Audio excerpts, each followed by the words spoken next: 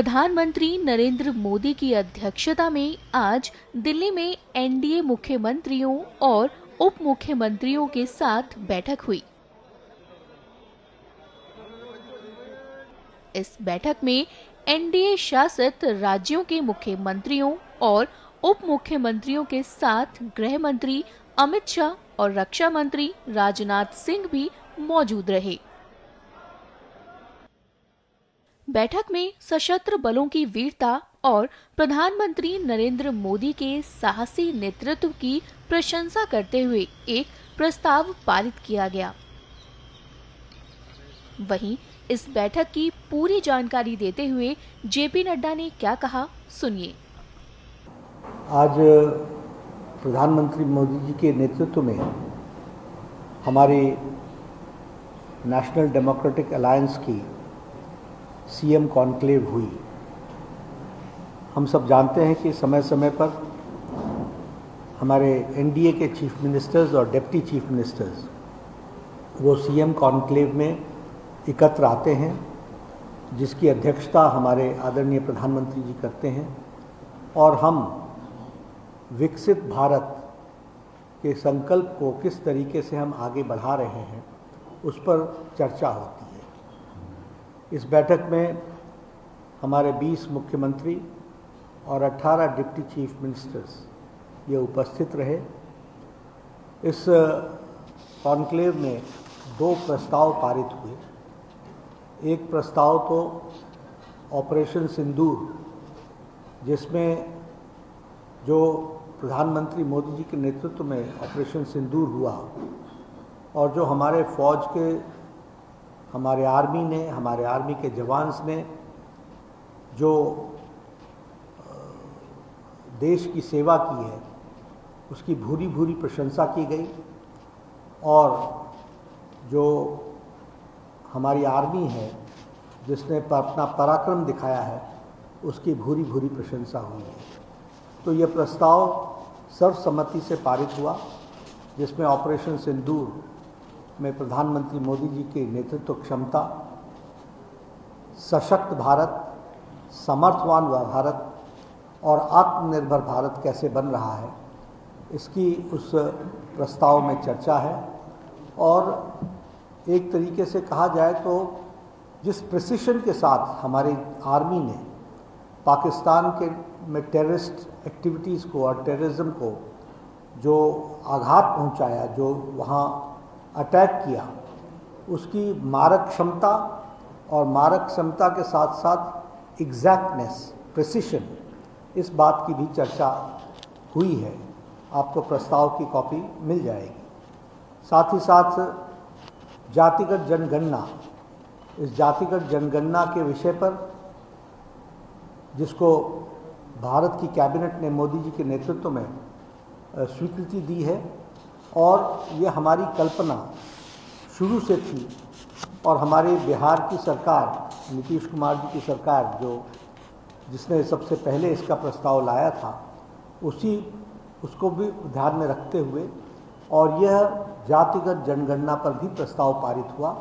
और सभी लोगों ने इसको जहां इसकी सहमति के साथ साथ जो मोदी जी का निर्णय हुआ है उसकी प्रशंसा के साथ साथ साधुवाद देने का काम इस प्रस्ताव में हुआ है। यहाँ मैं ये भी बताना चाहता हूँ कि इस प्रस्ताव के माध्यम से हमने स्पष्ट किया है कि हम जातिगत राजनीति नहीं करते हैं, लेकिन वंचित, पीड़ित, शोषित, दलित जो छूट गए हैं उनको मुख्य धारा में समावेश करना, जो भी जिस तरीके से छूटा हुआ व्यक्ति है उसको मुख्य धारा में समावेश करना, यह समाज की आवश्यकता है। और जातिगत जनगणना के माध्यम से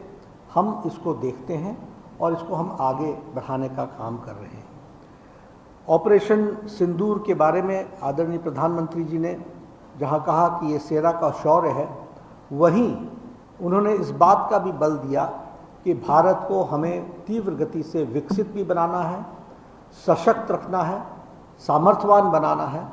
और इसके साथ साथ हमको आत्मनिर्भर भारत बनाना है। इस पर हमको ध्यान देने की ज़रूरत है। हम लोगों ने यहाँ पर नक्सलाइट्स के खिलाफ जो मुहिम चल रही है उस पर भी चर्चा हुई और उस चर्चा में हमारे छत्तीसगढ़ के मुख्यमंत्री ने कैसे नक्सलिज्म पर हम लोगों ने लड़ाई लड़ी है और किस तरीके से हम सफलता पा रहे हैं और हमें सफलता मिल रही है, उसके बारे में विष्णुदेव साय जी ने, जो मुख्यमंत्री हैं छत्तीसगढ़ के, उन्होंने सबके सामने उस विषय को रखा। वहाँ के गृह मंत्री विजय शर्मा जी ने किस तरीके से हम नक्सल प्रभावित इलाकों में पुनर्वासन कर रहे हैं,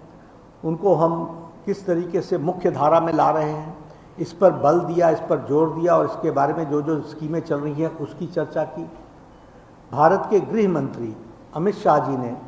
जो रणनीति रही है उस पर भी चर्चा की और उन्होंने हमारा मार्गदर्शन किया और सभी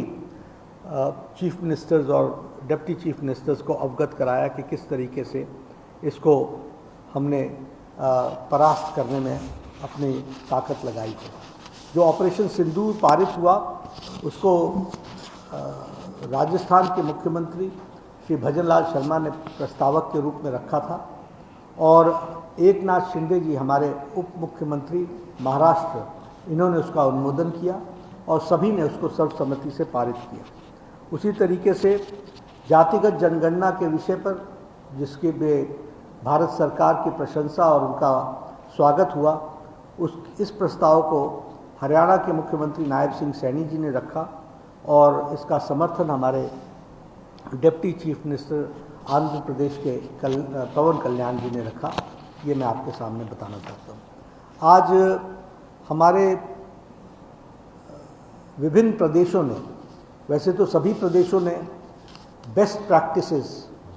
प्रशासन में किस तरीके से विकसित भारत को आगे बढ़ाने के लिए कौन कौन से नवाचार उपयोग में लाए हैं,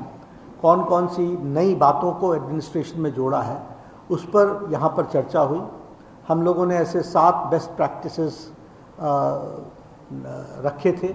उन 7 बेस्ट प्रैक्टिसेस में जैसे बस्तर में ओलंपिक्स हुआ छत्तीसगढ़ में, तो वहाँ उसको विष्णुदेव साय जी ने रखा कि किस तरीके से बस्तर के लोगों को, ट्राइबल लोगों को हम उनकी संस्कृति और उनकी संस्कृति से निकलते हुए खेल, उनका खान पान, उनका कल्चर, उनका लिटरेचर, इन सारी चीज़ों का जो एक तरीके से बस्तर में जो ओलंपिक्स हुआ जिसमें इन सब चीज़ों का कंपटीशन हुआ, उसके बारे में उन्होंने डिटेल में बताया। उसी तरीके से जो बिहार के सूखे इलाके थे उनको वाटर के साथ, उनका वाटर कंजर्वेशन, जल संरक्षण, इस पर बिहार ने किस तरीके से काम किया है और जल जीवन हरियाली परियोजना और जल जीवन हरियाली अभियान, इसके बारे में सम्राट चौधरी जी ने इस विषय को रखा। उसी तरीके से ये जो बाल विवाह जिसके विरुद्ध एक कार्रवाई असम में हुई है चाइल्ड मैरिज के, उसके बारे में हेमंत बिस्वा शर्मा जी ने रखा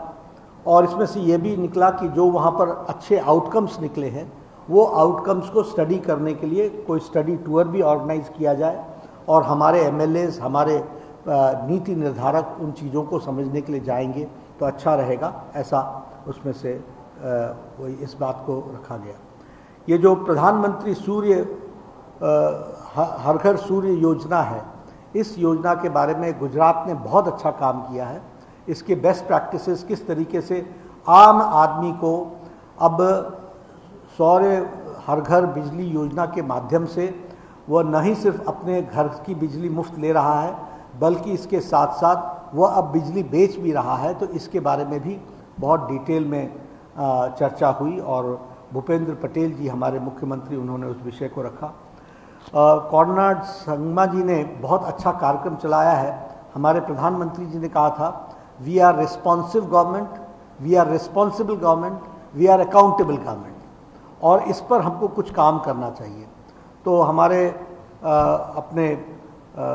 कॉर्नाड संगमा जी ने सीएम कनेक्ट इस प्रोग्राम को लिया है और सीएम कनेक्ट के माध्यम से, इनका इलाका बहुत दूर दराज का फैला हुआ इलाका है और बहुत ही स्कैटर्ड है, तो वहाँ पर एडमिनिस्ट्रेशन कैसे रिस्पॉन्सिबल हो सकता है, कैसे रिस्पॉन्सिव हो सकता है, कैसे अकाउंटेबल हो सकता है, उसका एक बहुत अच्छा इन्होंने प्रेजेंटेशन दिया, एक मूवी भी दिखाई उसकी, और उसमें से एक बात निकली कि हमारे सभी सीएम्स को किस तरीके से अकाउंटेबिलिटी को और बढ़ाया जा सकता है एडमिनिस्ट्रेशन में जोड़ने का, ये विषय आया। हमारे उत्तराखंड के मुख्यमंत्री पुष्कर सिंह धामी जी ने common civil code, uniform civil code जो वहाँ लागू किया गया, उसके बारे में उन्होंने विस्तृत प्रेजेंटेशन की। क्या क्या स्टेप्स लिए गए यूनिफॉर्म सिविल कोड को लागू करने में, क्या क्या उसमें से बॉटलनेक्स को दूर किया गया, और किस तरीके से आज कॉमन सिविल कोड उत्तराखंड में लागू है और किस तरीके से सबको वो मुख्य धारा में शामिल कर रहा है, इस बात को उन्होंने रखा और उस पर अच्छी गहन चिंतन और चर्चा हुई है। हमारे महाराष्ट्र में बहुत अच्छे एडमिनिस्ट्रेटिव रिफॉर्म्स हुए हैं, और वो एडमिनिस्ट्रेटिव रिफॉर्म्स को प्रधानमंत्री जी ने कहा भी कि हर एक स्टेट से कुछ एमएलएज सिलेक्ट किए जाएं जो स्टडी करने के लिए, और उसको स्टडी करके अपने अपने स्टेट्स में रेप्लिकेट करें। तो एडमिनिस्ट्रेटिव रिफॉर्म्स में जो काम महाराष्ट्र ने किया है उस पर रखा गया, एक प्रेजेंटेशन हुआ। हमारे उत्तर प्रदेश के मुख्यमंत्री योगी आदित्यनाथ जी ने प्रोजेक्ट अलंकार, जिसमें गवर्नमेंट सीनियर सेकेंडरी स्कूल्स और हमारे जो +2 कॉलेजेस में जो क्लासेस हैं उनकी सैचुरेशन पॉइंट पर उनके इंफ्रास्ट्रक्चर को लाने का काम प्रोजेक्ट अलंकार के तहत किया गया है। यानी strengthening of the infrastructure for the higher education और मिडिल एजुकेशन, इस काम के लिए जो उन्होंने प्रोजेक्ट को चलाया है उसके बारे में प्रेजेंटेशन हुआ। तो इस तरीके से यह सारी बातें रही हैं। प्रधानमंत्री मोदी जी का हम सबको उद्बोधन मिला, जिसमें उन्होंने कहा कि हमें ये बेस्ट प्रैक्टिसेस आपस में चर्चा तो हुई है, स्टडी ग्रुप्स बनने चाहिए जो इसको स्टडी करें और हर एक कोई अपने अपने स्टेट्स में उसको लागू करे। उसी तरीके से आत्मनिर्भर भारत के लिए हम किस तरीके से अपने आप को तैयार करके आगे बढ़ें, और ये आत्मनिर्भर भारत सिर्फ सरकार के तरफ से नहीं, इसका यह एक मूवमेंट होना चाहिए, और इस मूवमेंट में सब लोगों को जोड़ना ये आवश्यक होगा, इस बात को उन्होंने कहा। प्रधानमंत्री जी ने पर्यावरण पर बहुत जोर दिया, और उन्होंने सबसे कहा कि ये जो अमृत सरोवर बने हैं इनकी निगरानी और इनके देख रखाव के बारे में विशेष करके सरकारों को चिंता करनी चाहिए। वन टाइम एफर्ट सिर्फ सरोवर बन गए ये नहीं, इसकी स्टडी भी होनी चाहिए कि वाटर रिचार्ज कितना हुआ, और हमारे जो पुराने ट्रेडिशनल कुएं बावड़ियाँ हैं उनकी साफ़ सफाई से लेकर के उसको हमको एक अभियान के रूप में लेना चाहिए। और स्वच्छता हमारे जीवन का कंटिन्यूअस हिस्सा होना चाहिए। It is not a programme which has to be taken for 10 days 15 days, it should be a continuous programme, और हम उसके साथ अपने आप को जोड़ें, इस बात को प्रधानमंत्री जी ने कहा। 5 जून पर्यावरण दिवस है, तो प्रधानमंत्री जी ने आह्वान किया कि उसके दृष्टि से हमारी रिस्पेक्टिव स्टेट गवर्नमेंट्स कुछ नवीनतम कार्यक्रम सोचें और वो नवीनतम कार्यक्रम अपने अपने प्रदेश में दें, इस बात को कहा गया। साथ ही साथ अभी 9 जून को प्रधानमंत्री मोदी जी के नेतृत्व में चलने वाली एनडीए की सरकार के 11 साल पूरे हो रहे हैं। इसलिए एनडीए के सभी मुख्यमंत्री किस तरीके से 11वें साल को मनाएंगे और उसमें हमारे किस तरीके से हमारे कार्यक्रम बनेंगे, और 11 साल में किस तरीके से भारत ने विकास में एक लंबी छलांग लगाई है, ये भारत की जनता तक इसको अवगत कराना ये हमारी जिम्मेवारी रहेगी। तो इस पर सीरीज़ ऑफ प्रोग्राम्स आएंगे, वो सीरीज़ ऑफ प्रोग्राम्स के लिए एक छोटी समिति बनेगी जो उसको चर्चा करेगी। तो पहले 5 जून, फिर 9 जून, और 9 जून के बाद 21 जून इंटरनेशनल योगा दिवस, वह भी 10 साल पूरे कर रहा है अपना। 2015 में अंतर्राष्ट्रीय योगा दिवस का पहला अवसर आया था 21 जून को, अब उसके 10 साल पूरे हो रहे हैं। तो उसके लिए एनडीए के छोटा ग्रुप मिल करके उसको तय करेगा, और हम इसको, ये कार्यक्रम किसी सरकार का कार्यक्रम नहीं, ये समाज का कार्यक्रम है, ये देश का कार्यक्रम है, ये दुनिया का कार्यक्रम है। इसलिए इसको किस तरीके से ज़्यादा लोगों को इसमें समावेश किया जा सके, इस बात को जोड़ा जाएगा। और इसके साथ 25-26 जून को इमरजेंसी के 50 साल पूरे हो रहे हैं, तो वह भी एनडीए उसको भी जनता को उजागर करेगा कि किन लोगों ने प्रजातंत्र का गला घोटने का, डेमोक्रेसी को क्रश करने का, डेमोक्रेसी को थ्रॉटल करने का कुत्सित प्रयास किया। इसको भी हम जनता तक बताएंगे।